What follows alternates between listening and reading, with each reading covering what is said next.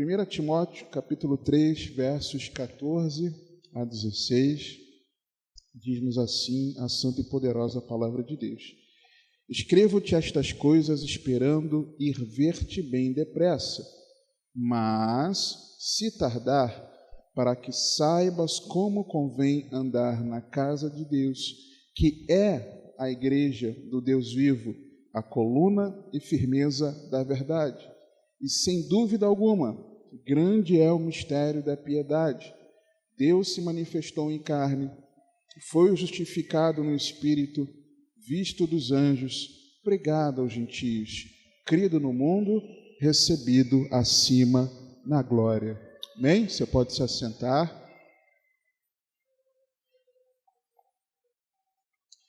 Eu já trouxe algumas mensagens, talvez duas, com base nesse texto. Uma delas, inclusive, foi no tempo de pandemia, em que nós estávamos congregando nos lares, exclusivamente. Compartilhei uma mensagem na época, foi na casa do pastor Júlio, sobre esse texto aqui, se eu não estiver enganado. Não lembro na casa dos diáconos Durval e Cláudio, uma mensagem com base nesse texto aqui. Mas, por que desse texto? Essa semana eu ouvi alguém falar a respeito desse texto aqui, comentando sobre como a igreja deveria se portar nesses últimos dias. Aquela pessoa falando com convicção, um cantor até que eu gosto muito das canções dele, canções bíblicas, centradas em Cristo, tem uma poesia maravilhosa, só não vou falar o nome, porque para não dar ibope, mas eu recomendaria, se você me perguntar em off, eu te recomendo. É um poeta da música cristã brasileira.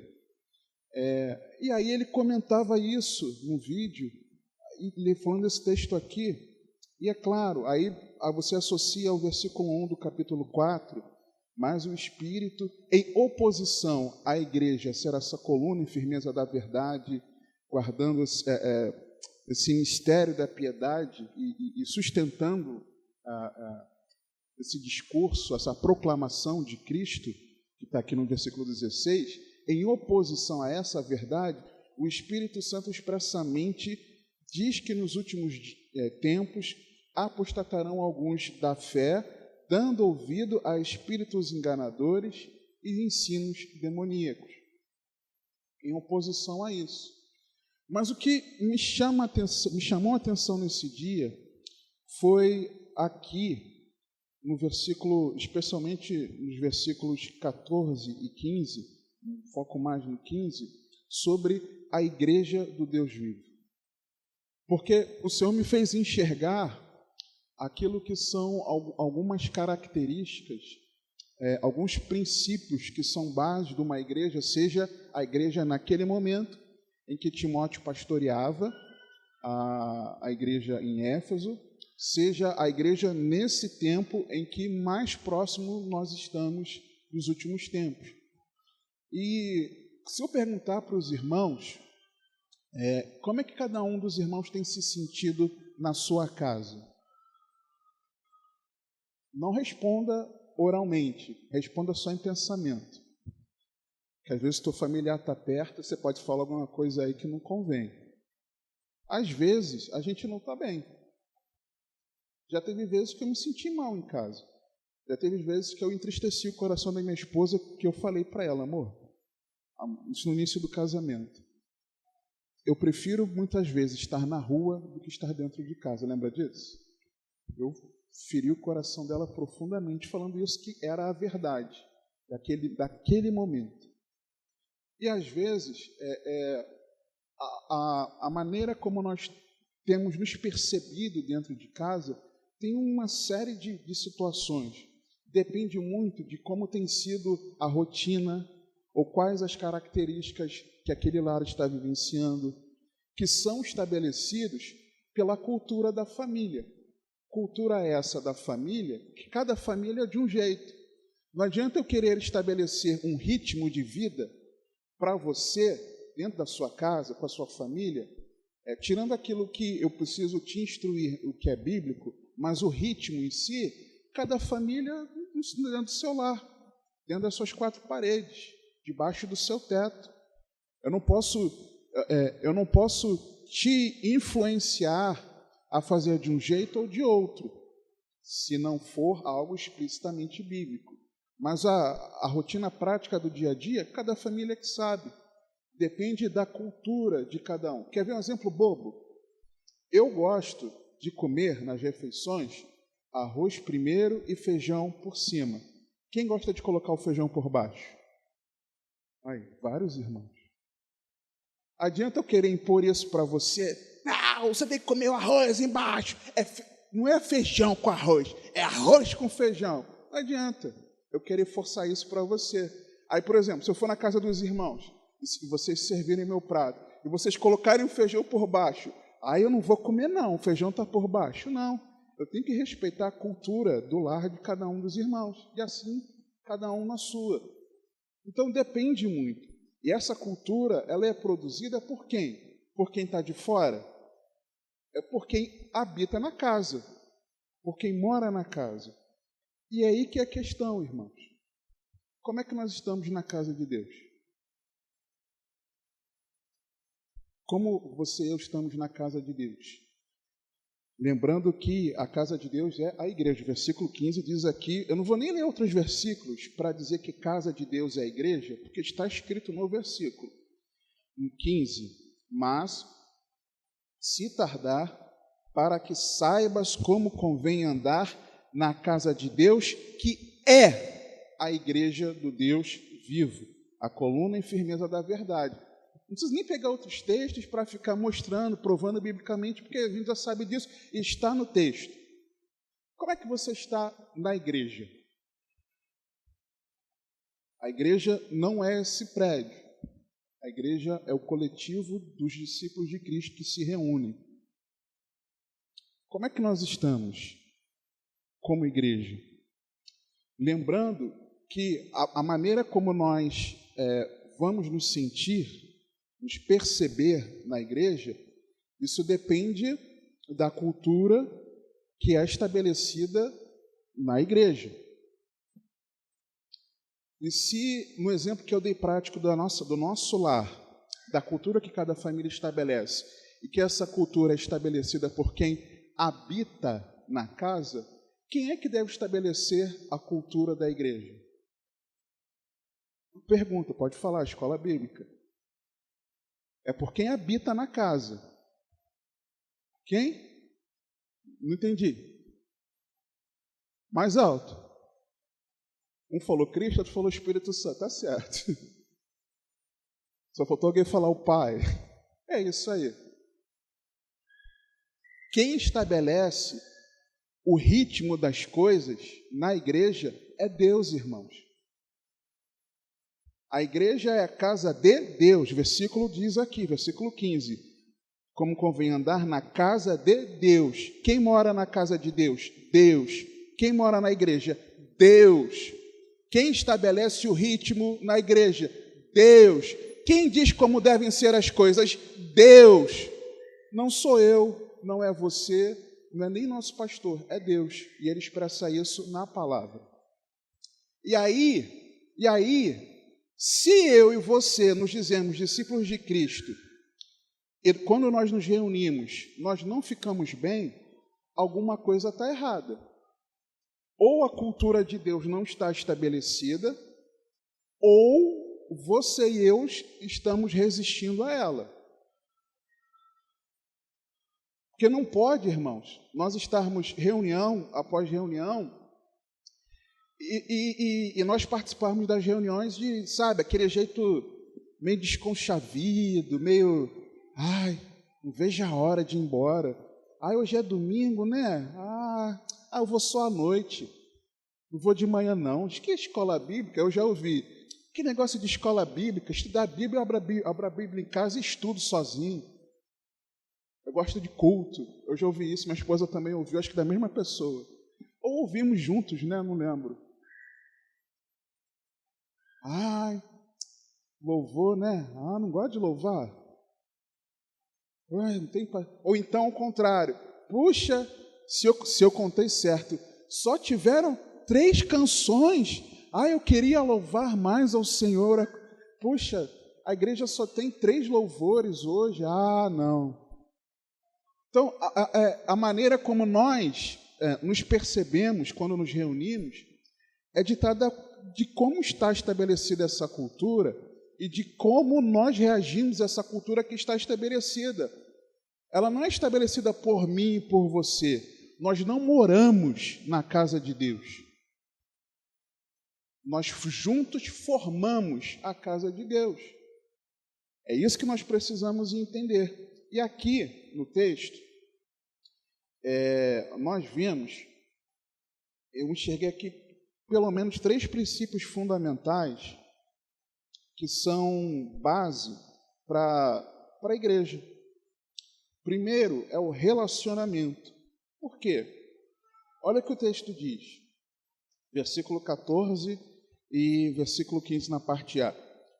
1 Timóteo 3, 14 e 15a. Escrevo-te estas coisas, Paulo falando com Timóteo. Esperando Timóteo, um jovem pastor que estava pastoreando em Éfeso. Escrevo-te estas coisas esperando e ver-te bem depressa. Timóteo, eu estou te mandando essa mensagem do WhatsApp, eu estou te mandando esse e-mail, eu estou mandando esse SMS, eu estou fazendo essa videoconferência com você, esperando que eu esteja presencialmente com você o quanto antes. Porque eu preciso me relacionar com você. Eu preciso me relacionar com você e te explicar sobre essas coisas. Eu preciso estar junto de você. Eu preciso olhar nos seus olhos. Você precisa ouvir o timbre da minha voz, daquilo que eu estou falando, e não tentar descobrir, como Paulo era acusado pelos coríntios, de que Paulo tinha uma escrita forte, e uma presença fraca. Os coríntios falavam isso. Como se fosse assim, você é muito corajoso para mandar cartinha para a gente, Paulo. Quero ver, quando você estiver aqui na nossa frente, se tu vai ser macho assim para falar grosso com a gente. É como se fosse isso. Paulo escreve isso na carta. Uma delas. E aí, porque é importante termos esse relacionamento.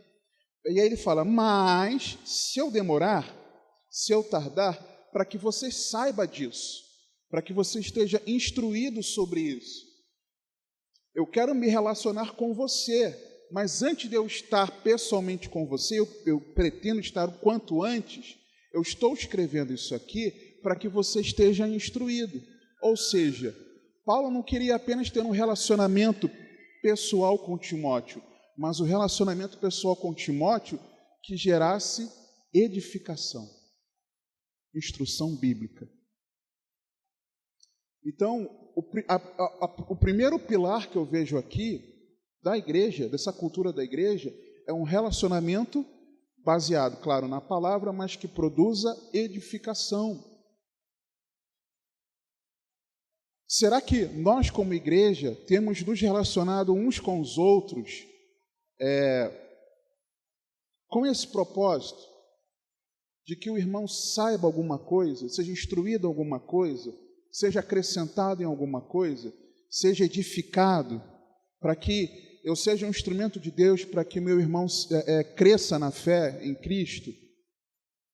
Será que eu estou disposto a ouvir o meu irmão, para que meu irmão me ensine alguma coisa, para que eu seja edificado em Cristo?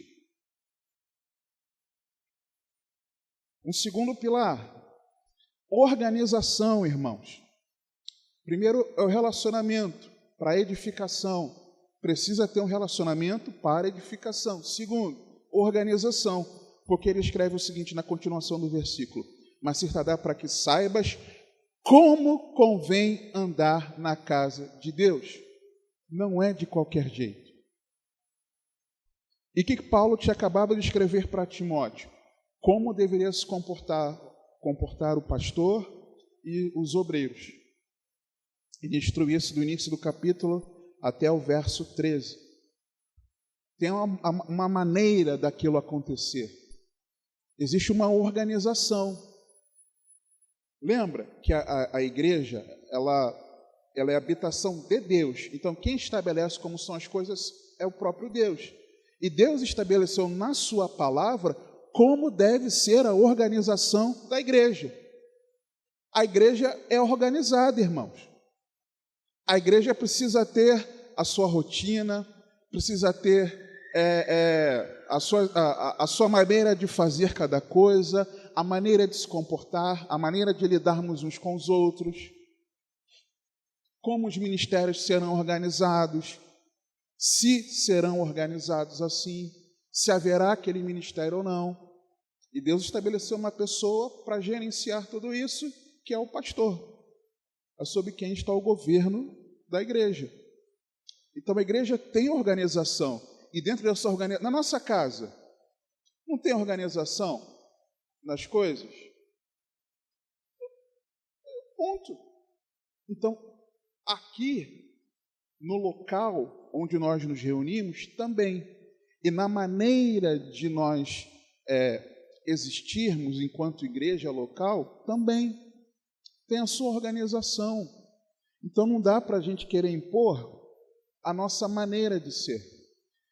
Cada um aqui, com exceção de alguns talvez, mas a maioria de nós não entregou a vida a Cristo congregando na Igreja Bíblica Cristã.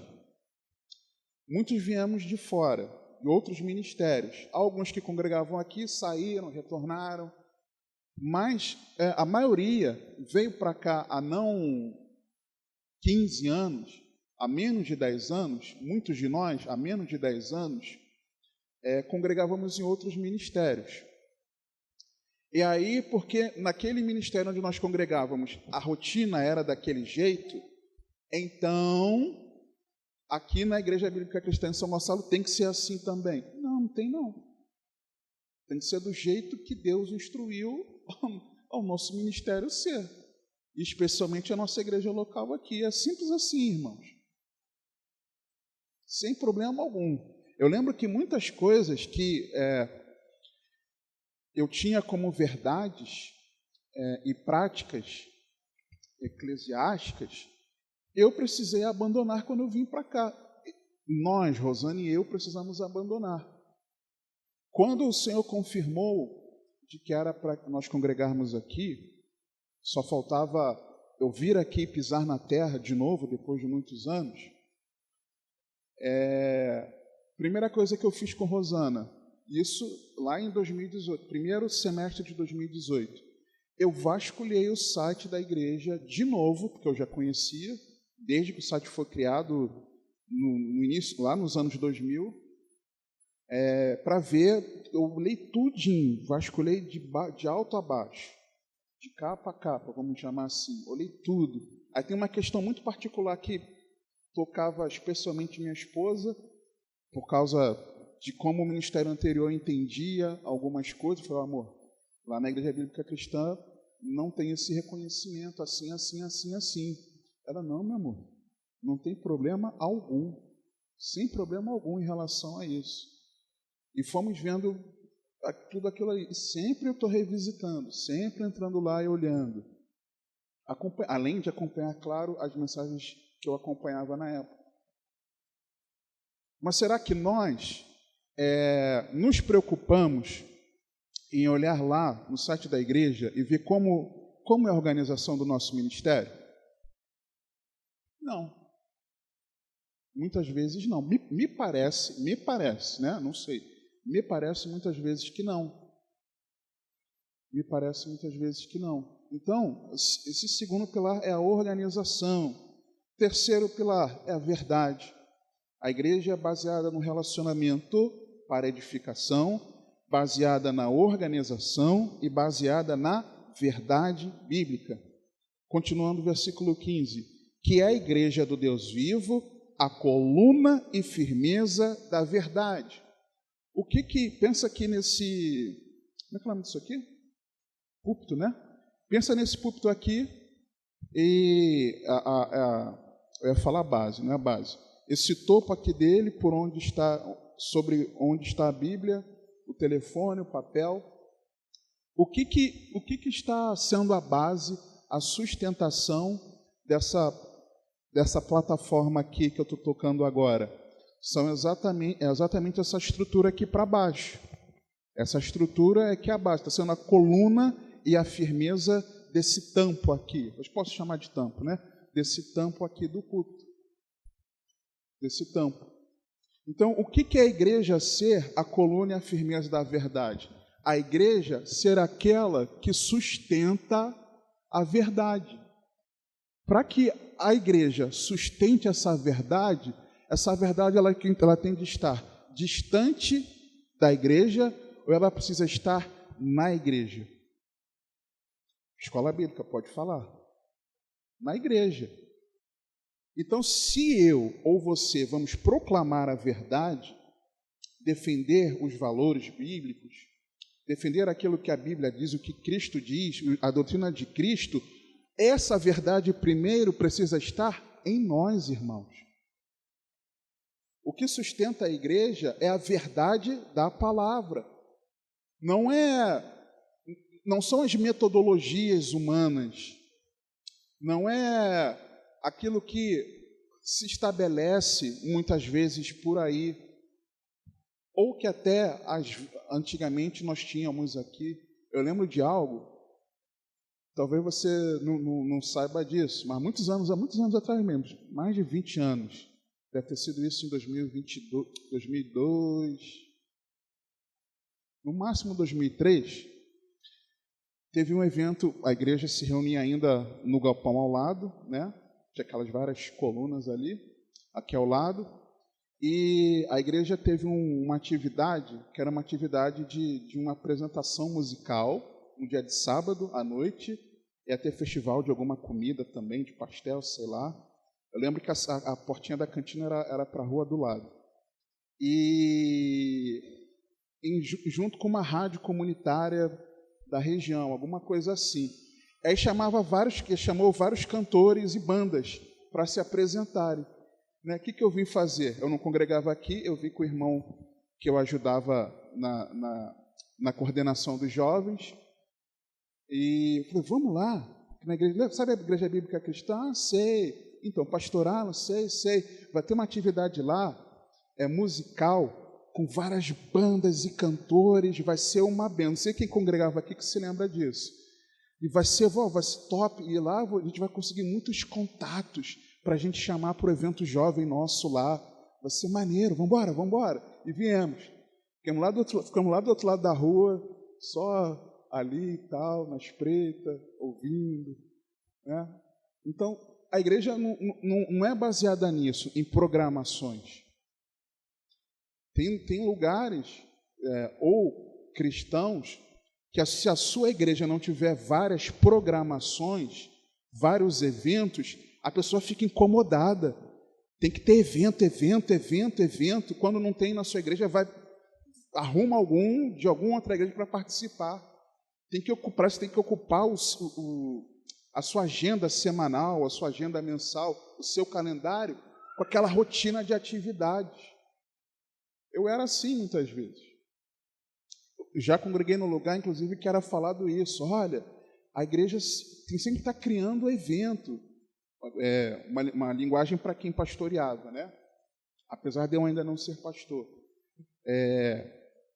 Vocês precisam sempre criar eventos. Era um curso para líderes, alguma coisa assim. Tem que criar evento, porque isso é que movimenta a igreja. Rapaz, não é o Espírito Santo não que age em nós e através de nós? Eu ficava pensando, né? Estranho isso. Então, isso não é a base da igreja. A base da igreja é a verdade. E que verdade é essa? Verso 16. E sem dúvida alguma, grande é o mistério da piedade. Deus se manifestou em carne, ou seja, Jesus veio ao mundo, o Verbo veio ao mundo, Deus se fez homem, habitou entre nós, cheio de graça e verdade. Foi justificado no Espírito, ele foi reconhecidamente santo, justo, e ao terceiro dia ressuscitou, visto dos anjos. Vários textos nos mostram isso. Pregado aos gentios. O evangelho saiu, né, de Jerusalém. Crido no mundo, recebido acima na glória. Jesus, que veio a esse mundo habitar entre nós, Deus se fez homem na pessoa do seu Filho, retornou à mesma glória, e de lá voltará para buscar a sua igreja. Essa é a verdade. O que foge disso aqui não pode ser a sustentação da igreja. O que foge de ensinamento bíblico, de instrução, de orientação, de aconselhamento, que foge disso aqui, de Cristo, não pode ser a sustentação da igreja, porque isso não é a verdade. São esses três pilares. Só que tudo que eu falei até agora, irmãos, é só a introdução, porque apesar de nós termos esses pilares, como nós vivemos esses três pilares? Como nós sermos a igreja do Deus vivo? Se essa cultura ela é estabelecida por quem habita na casa, e quem habita na casa é Deus, nós, segundo aquilo que ele bem entende que deve ser, quando na sua casa, determinada coisa você faz de um jeito na sua casa, porque você sabe que o seu familiar, ele age daquela forma. Então, para que você possa agradá-lo, por você conhecê-lo e você desejar agradá-lo, você faz determinada coisa de um jeito. De repente, as mães arrumam o café da manhã ou preparam a refeição do jeitinho que o filho gosta. Ou, de repente, o marido ele ajeita alguma coisa na casa de um jeito que a esposa vai ficar feliz. Conhecendo quem é a pessoa, você sabe como você agir dentro da casa. Se a casa é de Deus e Ele é o único morador, é o único que habita em nós, na pessoa do Pai, do Filho e do Espírito Santo, João 14 nos mostra isso. Então, como eu posso, juntamente com você, sermos juntos a igreja do Deus vivo? Conhecendo quem é o Deus vivo. E aí, a gente tem um bocado de texto para ler. Primeiro, Josué capítulo 3. Vamos lá para o Antigo Testamento.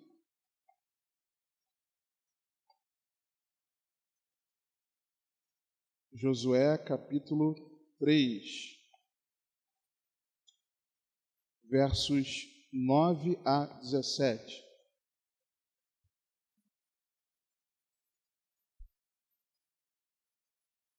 Provavelmente eu não conseguirei ler todos esses textos com os irmãos hoje. Josué 3, versos 9 a 17. Primeiro, esse Deus vivo, ele é poderoso. Então disse Josué aos filhos de Israel. Que momento é esse? O momento que Josué assume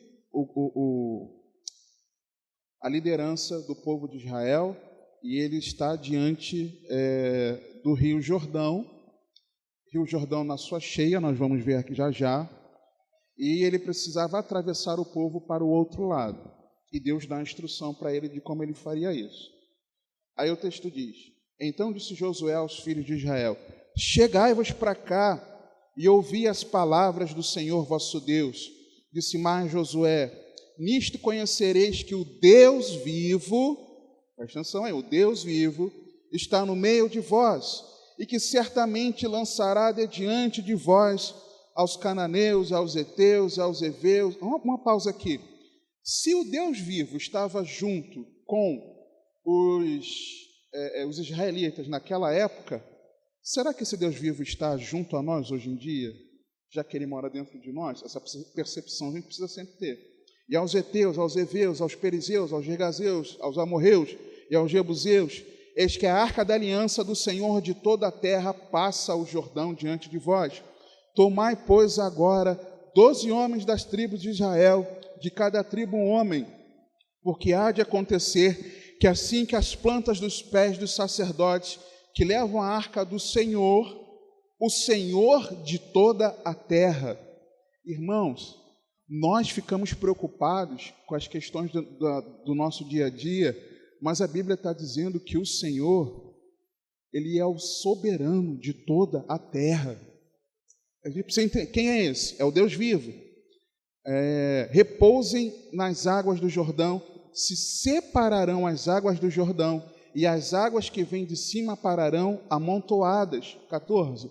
E aconteceu que, partindo o povo das suas tendas para passar o Jordão, levavam os sacerdotes a arca da aliança diante do povo. E quando os que levavam a arca chegaram ao Jordão, e os seus pés se molharam na beira das águas, porque o Jordão transbordava sobre todas as suas ribanceiras, todos os dias da colheita, ou seja, o tempo de cheias do Jordão. Pararam-se as águas que vinham de cima, levantaram-se num montão, muito longe da cidade de Adão, que está ao lado de Zaretã, e as que desciam ao mar das Campinas, que é o mar salgado, foram de todos separadas. Então passou o povo em frente de Jericó.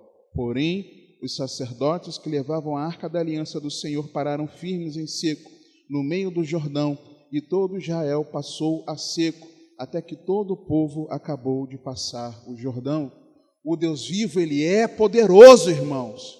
O Deus vivo, Ele é o soberano da terra, Ele é o Senhor da terra. Esse é o Deus que estabeleceu como você e eu devemos ser igreja. O Deus que tem todo o poder. O Deus que faz você e eu atravessarmos o Jordão quando Ele está nas cheias. Um Deus presente. É o Deus vivo. E se nós somos a igreja do Deus vivo, nós nunca podemos nos esquecer que, independente das circunstâncias pelas quais você e eu passamos, nos reunimos aqui ou não, mesmo não estando congregando, mas em todo momento, todos os segundos de todos os dias da semana, nós somos a igreja do Deus vivo, de um Deus poderoso, e Ele age a nosso favor. E muitas vezes nós viemos para cá, às vezes com aquela preocupação dos problemas, das dificuldades, como se aquilo que a gente estivesse passando fosse infinitamente maior do que o Deus Todo-Poderoso, o Deus vivo. E é o contrário, irmãos. É Deus que tem todo o poder. Não é a adversidade que você e eu estamos passando que tem qualquer poder sobre nós. Pode doer, pode afligir, pode machucar, etc., entristecer, mas o Deus vivo é poderoso. Quando você vier para cá, nesse local em que a igreja do Deus vivo se reúne, lembre-se disso, que o nosso Deus, Ele é poderoso. Esse Deus vivo, 1 Samuel 17, lemos recentemente, Davi, 1 Samuel 17, versos 23 a 26. O Deus vivo, Ele zela pelo seu povo. Não é só que Ele tem poder, que Ele faz milagres, prodígios, coisas maravilhosas. Ele cuida do seu povo. 1 Samuel 17, 23 a 26. Golias se apresenta diante das fileiras do exército de Israel. Surpreendentemente, ele sai das fileiras do exército dos filisteus e aparece aquele gigante diante do exército de Israel e começa a afrontar. Davi é enviado pelo pai para levar o lanchinho para os seus irmãos mais velhos. Chegando lá, e Davi deixando a encomenda do iFood, né, vamos chamar assim. Davi estava fazendo papel de entregador do iFood ali na hora. Deixou a encomenda, ele ouviu algo e começou a conversar. Aí olha o que o texto diz no versículo 23. E estando ele ainda falando com eles, Eis que vinha subindo do exército dos filisteus o homem guerreiro, cujo nome era Golias, o filisteu de Gate, e falou conforme aquelas palavras, e Davi as ouviu. Porém, todos os homens de Israel, vendo aquele homem, fugiram de diante dele, e temiam grandemente, e diziam os homens de Israel: vistes aquele homem que subiu? Pois subiu para afrontar a Israel. Há de ser, pois, que o homem que o ferir, o rei o enriquecerá de grandes riquezas, e lhe dará a sua filha, e fará livre a casa de seu pai em Israel. Então falou Davi aos homens que estavam com ele, dizendo: que farão aquele homem que ferir este filisteu e tirar a afronta de sobre Israel? Quem é, pois, este incircunciso filisteu para afrontar o exército de Deus vivo? E o povo lhe tornou, vou continuar lendo, né? Lhe tornou a falar conforme aquela palavra, dizendo: assim farão ao homem que o ferir. E você conhece a história. Davi, ele é contestado ali pelo irmão, ele reage de forma sábia, evita o confronto na discussão com o irmão, pede ao rei para se apresentar, diante do rei, vai lá, não veste a armadura do rei para a batalha, porque ele tinha vestido, ficou todo desengonçado, e com uma pedrinha e a sua funda, ele derrotou o gigante e depois lhe cortou a cabeça. Eu fico revoltado porque as tias não contam na escolinha que Davi cortou a cabeça do gigante Golias. Tem que contar, está na Bíblia, tem que contar, né? Cortou a cabeça do gigante. Davi teve sabedoria para eliminar de vez qualquer dificuldade. E aí, quando Davi ele vence Golias, quem venceu Golias? Foi Davi na sua força? Não. A Bíblia diz que o Espírito Santo o tomou ali. Ele foi na força do Senhor. O Deus vivo, ele zela pelo seu povo. Se você e eu estamos sendo afligidos, afrontados, esse mesmo Deus que tem todo o poder para agir, é o mesmo Deus que está cuidando de mim e de você. Só que, às vezes, o nosso coração humano fica tão temeroso com as situações, fica nervoso, fica irritado, a gente fica agitado, e nós deixamos de nos lembrar que esse Deus, ele zela, ele cuida do seu povo, se nós somos a igreja do Deus vivo. Esse Deus vivo, ele é digno de temor. Segundo Reis, capítulo 19. Estou lendo os textos na ordem bíblica para facilitar a nossa abertura. Segundo Reis 19, versos 1 a 7. Aqui é Ezequias que foi afrontado pelos assírios e ele vai orar. E aconteceu que, tendo Ezequias, segundo Reis 19, 1 a 7. E aconteceu que, tendo Ezequias ouvido isto, rasgou as suas vestes e se cobriu de saco e entrou na casa do Senhor. Então enviou a Eliaquim, o mordomo, e a Sebna, o escrivão, e os anciãos dos sacerdotes cobertos de sacos, ao profeta Isaías, filho de Amós, e disseram-lhe: assim diz Ezequias: este dia é dia de angústia, de vituperação e de blasfêmia, porque os filhos chegaram ao parto e não há força para dar-nos à luz. Bem dramática a oração, né? Bem pode ser que o Senhor teu Deus ouça todas as palavras de Rabsaque, a quem enviou o seu senhor, o rei da Síria, para afrontar o Deus vivo e para vituperá-lo com as palavras que o Senhor teu Deus tem ouvido. Faze, pois, oração pelo restante que subsiste. E os servos do rei Ezequias foram a Isaías o profeta. Esse texto ele se repete com algumas variações lá no livro de Isaías também. Em Isaías, versículo 6, lhes disse: assim direis a vosso Senhor, assim diz o Senhor, não temas as palavras que ouviste, com as quais os servos do rei da Síria me blasfemaram. Eis que porei nele um espírito, e ele ouvirá um rumor, e voltará para a sua terra. A espada o farei cair na sua terra. Deus foi zombado, Deus foi escarnecido, e Deus não se deixa escarnecer. De Deus ninguém zomba. Nosso Deus é um Deus digno de ser tratado com temor.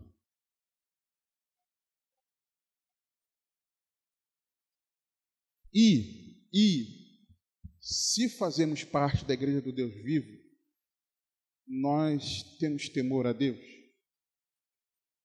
Ou nós escarnecemos de Deus com as nossas atitudes? Esse é o Deus vivo. Salmos. Salmo 42. O Deus vivo gera sede espiritual em nós. Salmo 42, versos 1 a 5. O Deus vivo gera sede espiritual em nós. Salmo 42, versos 1 a 5. Diz assim: assim como o servo, como a corça, brama, anseia pelas correntes das águas, assim suspira a minha alma por ti, ó Deus. A minha alma tem sede de Deus, do Deus vivo. Quando entrarei e me apresentarei ante a face de Deus? As minhas lágrimas servem-me de mantimento de dia e de noite, enquanto me dizem constantemente: onde está o teu Deus? Quando me lembro disto, dentro de mim derramo a minha alma, pois havia ido com a multidão. Fui com eles à casa de Deus, com voz de alegria e louvor, com a multidão que festejava. Porque estás abatido, ó minha alma, e porque te perturbas em mim? Espera em Deus, pois ainda o louvarei pela salvação da sua face. Qual é o contexto disso aqui? O salmista, provavelmente um trabalhador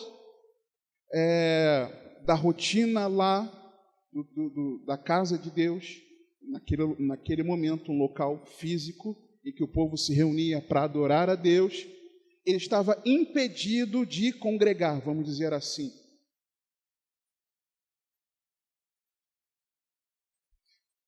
E o coração dele sangrava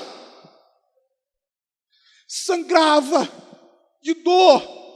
A alma dele o perturbava, porque a maneira que ele conhecia, sabia, estava estabelecida que ele poderia adorar ao seu Deus, servir ao seu Deus, era estar lá naquele local junto.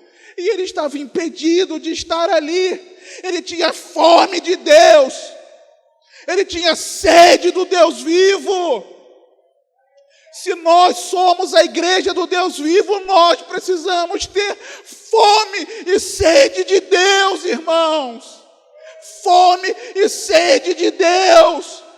Se algo está nos impedindo de nós nos entregarmos, de nos derramarmos diante de Deus, nós não podemos descansar, irmãos. A nossa alma precisa se afligir. Se você percebe que você não tem orado mais, que você não sente mais prazer de congregar, de meditar na palavra, chora aos pés do Senhor. Implora ao Senhor por sua graça e misericórdia, porque você e eu precisamos ter fome e sede de Deus. A igreja do Deus vivo tem fome e sede de Deus. Mas às vezes parece que não é nem com a gente, irmãos. A gente não pode. O Deus vivo, Ele precisa ser o nosso maior prazer, irmãos. Salmo 84,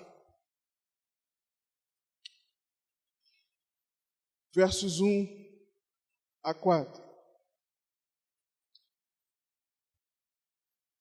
Quão amáveis são os teus tabernáculos, Senhor dos exércitos. A minha alma está desejosa, desfalece pelos átrios do Senhor. O meu coração e a minha carne clamam pelo Deus vivo. Até o pardal encontrou casa, e a andorinha ninho para si, onde põe a seus filhos. até mesmo nos teus altares, Senhor dos exércitos, Rei meu e Deus meu. Bem-aventurados, felizes, os que habitam em tua casa, louvar-te-ão continuamente. A maior alegria, a maior felicidade minha e sua precisa ser o nosso Deus. O seu maior prazer precisa ser a vida de Cristo dentro de você. O meu maior prazer precisa ser o Espírito Santo habitando em mim. O nosso maior tesouro, irmãos, precisa ser o nosso relacionamento pessoal com Deus. Mas se o nosso maior tesouro é o nosso trabalho, a nossa família, a nossa formação acadêmica, sei lá, não quero nem falar das coisas materiais, que às vezes, infelizmente, acaba acontecendo. Tem algo errado, irmãos. Tem algo errado. Porque se somos a igreja do Deus vivo, Ele é o nosso maior prazer. Ele é o nosso maior prazer. O Deus vivo, Ele é a verdade. Jeremias 10.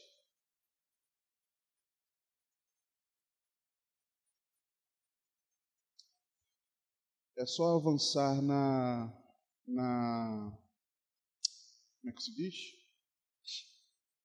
Na ordem, né? Estou lendo os textos na ordem. Jeremias 10, versos 6 a 10. Ninguém há semelhante a ti, ó Senhor. Tu és grande, e grande o teu nome em poder. Quem não te temeria a ti, ó Rei das nações? Pois isto só a ti pertence, porquanto entre todos os sábios das nações e em todo o seu reino, ninguém há semelhante a ti. Mas eles todos se embruteceram e tornaram-se loucos. Ensino de vaidade é o madeiro. Trazem prata batida de Tarsis e ouro de Ufaz, trabalho do artífice das mãos do fundidor. Fazem suas roupas de azul e púrpura. Obra de peritos são todos eles. Mas o Senhor Deus é a verdade. Ele mesmo é o Deus vivo e o Rei eterno. Ao seu furor treme a terra, e as nações não podem suportar a sua indignação. Em oposição aos ídolos, o que esse capítulo está falando? Começou a falar dos ídolos.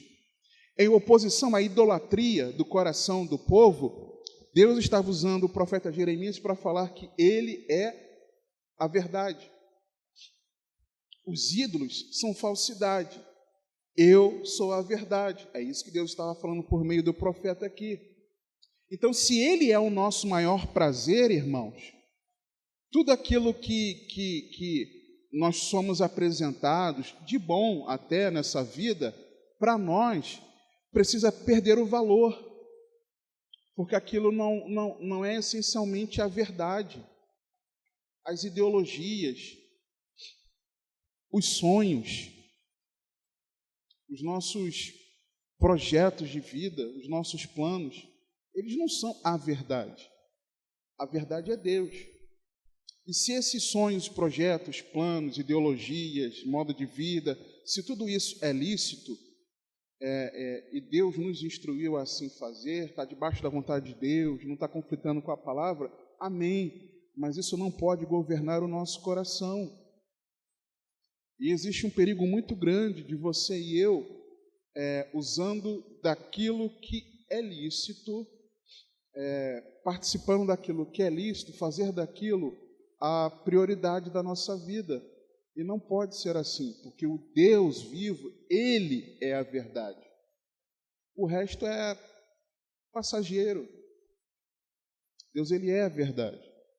O Deus vivo, Jeremias ainda, capítulo 23.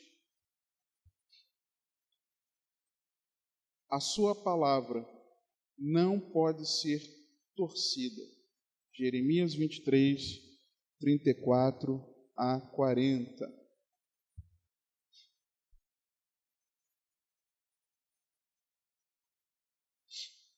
Jeremias 23, 34 a 40.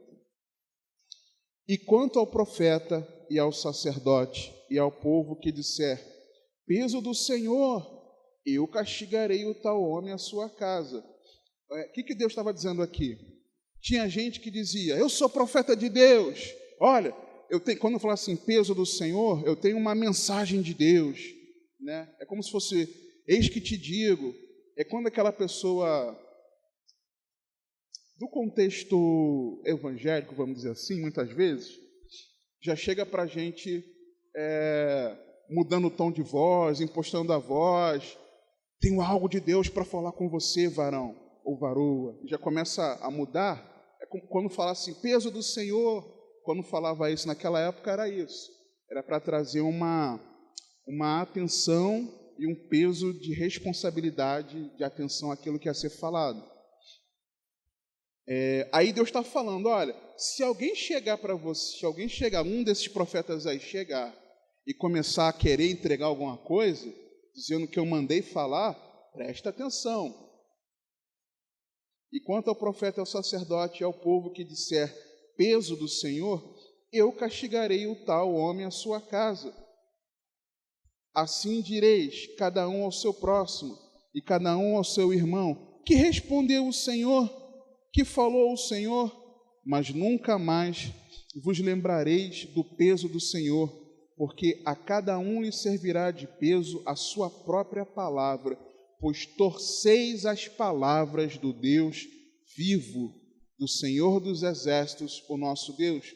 Assim dirás ao profeta que te respondeu o Senhor e que falou o Senhor, mas porque dizeis, peso do Senhor, assim diz o Senhor.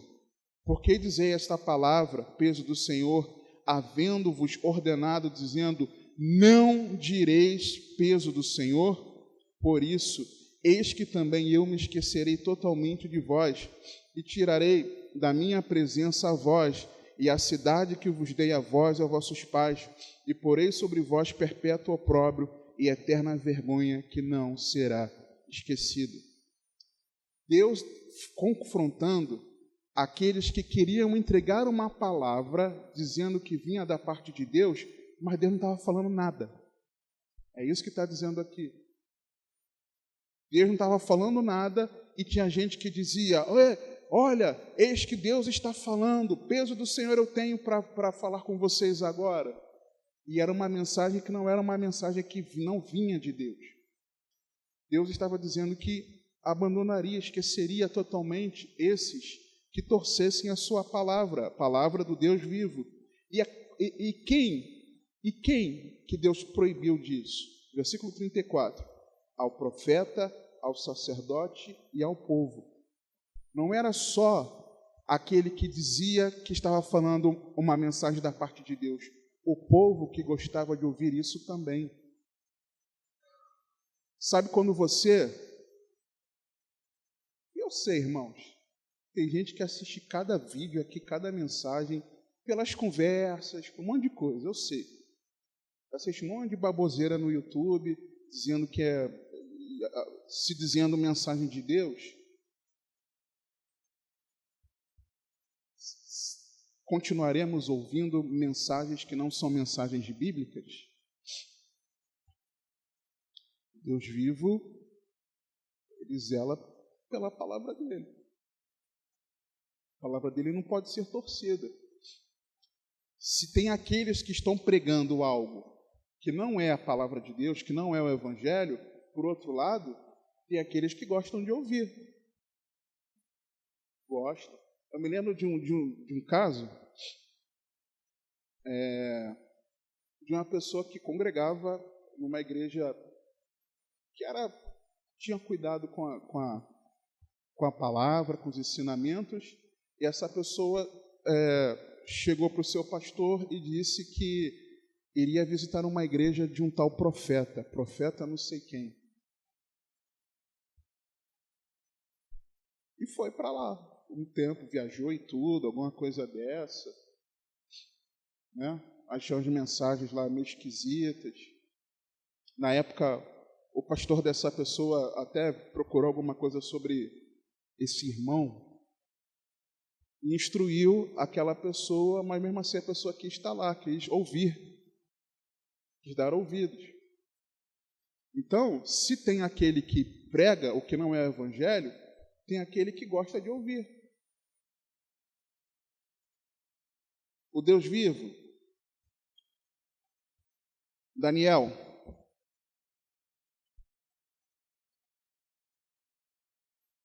capítulo 6, é reconhecido até entre os não fiéis. Jeremias, Lamentações, Ezequiel e Daniel. Estamos seguindo a ordem dos textos para facilitar a abertura. A de vocês, né? Não a minha. Que às vezes eu me enrolo aqui. Daniel 6, 19 a 27. Olha o que o texto diz. Daniel, aquele contexto da cova dos leões, né? Os irmãos conhecem.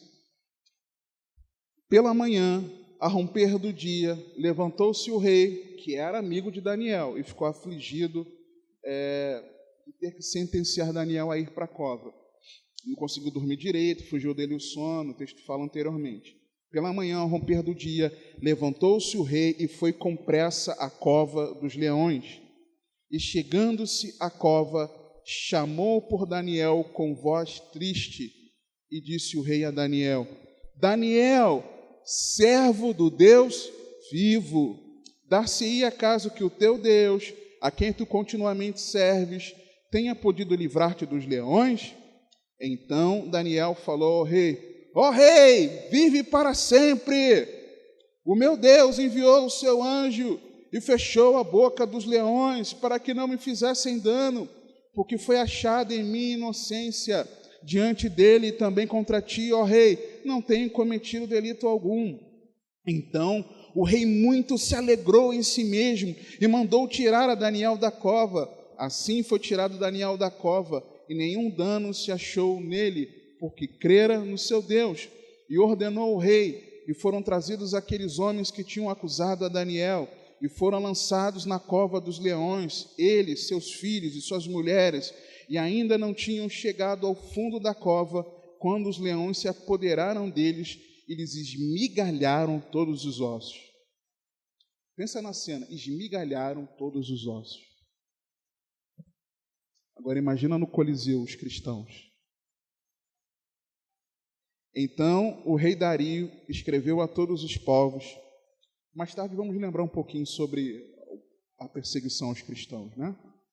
Então o rei Dario escreveu a todos os povos, nações e línguas que moram em toda a terra: a paz vos seja multiplicada. Da minha parte é feito um decreto, pelo qual em todo o domínio do meu reino os homens tremam e temam perante o Deus de Daniel, porque ele é o Deus vivo e que permanece para sempre, e o seu reino não se pode destruir, e o seu domínio durará até o fim. Ele salva, livra e opera sinais e maravilhas no céu e na terra. Parece até aquela frase que o pessoal coloca aí, né? Jesus salva, cura, liberta, né? E complementa, né? E batiza no Espírito Santo. Ele salvou e livrou Daniel do poder dos leões. Esse Daniel, pois, prosperou no reinado de Dario e no reinado de Ciro, o persa. Qual é o enfoque que eu quero dar aqui? Que o rei, que não servia a Deus, ele reconhecia que Deus é o Deus vivo. Até os infiéis reconhecem a Deus. O Deus vivo, ele é reconhecido até aqueles que estão fora. Às vezes aqueles que estão fora sabem mais sobre esse Deus vivo do que nós que nos dizemos pertencer a Ele. Já viu aquela pessoa que, de repente, no seu trabalho ou na sua vizinhança, algum familiar seu, que não é de Cristo, mas essa pessoa, ela tem algumas atitudes que demonstram, né, não a sua vida, mas algumas atitudes que demonstram um temor de Deus, um respeito, um reconhecimento de quem Deus é, que muitas vezes nem os cristãos demonstram, várias vezes. Foi o que aconteceu aqui com o rei. O Deus vivo ele é reconhecido até entre os não fiéis. E por último, Oséias 1, 10. Ezequiel, Daniel, Oséias, capítulo 1, versículo 10. 1, verso 10. Diz assim o texto, que é um texto que Paulo faz menção a ele lá em Romanos, no capítulo 9, 26. Todavia, o número dos filhos de Israel será como a areia do mar, que não pode medir-se nem contar-se. E acontecerá que no lugar onde se lhes dizia, vós não sois meu povo, se lhes dirá, vós sois filho do Deus vivo. Ou seja, o Deus vivo nos fez seus filhos. Nós não somos apenas a casa de Deus, nós não somos apenas a igreja do Deus vivo, mas nós somos os filhos do Deus vivo. E esse Deus vivo, não vai dar para a gente continuar meditando nos textos do Novo Testamento. Nós meditamos só nos textos do Antigo Testamento falando sobre o Deus vivo. Mas o primeiro texto do Novo Testamento que menciona sobre o Deus vivo, Mateus, uma outra oportunidade a gente continua meditando. Tem vários outros textos agora do Novo Testamento. No primeiro texto, Mateus 16, 13 a 20, existe uma declaração lá de Pedro, reconhecendo que Deus enviou, o Deus vivo, enviou o seu Filho para cá. E é porque o Deus vivo enviou o seu Filho, Jesus, que você e eu, hoje, pela fé, podemos ser filhos desse Deus vivo. Será que nós temos sido a igreja do Deus vivo? Desse Deus que a Bíblia diz. No Novo Testamento, nós temos várias outras referências que vão nos...